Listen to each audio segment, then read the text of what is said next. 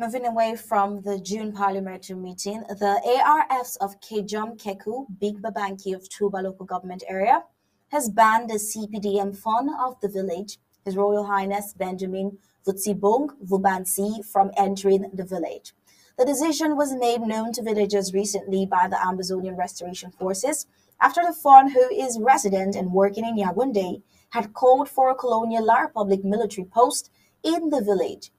To this effect, and in consultation with the different village institutions, notables, and the elite in general, it has been unanimously agreed that a military post or station be established in the village to help or salvage these repeated acts of violence, looting, rape, and the general threat to public peace.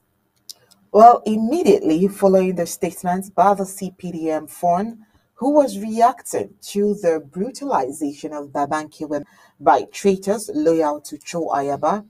they are reported to have destroyed and taken down the statue of the Fon constructed at the palace entrance of the village.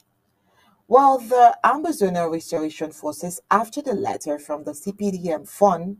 went directly to the palace and broke the Fon statue, shouting that he is anti-revolutionary and that any person who supports the colonial La Republic de Cameroon's military post in Babanki Tubah local government area wants their death, and so the Fon is a blackleg.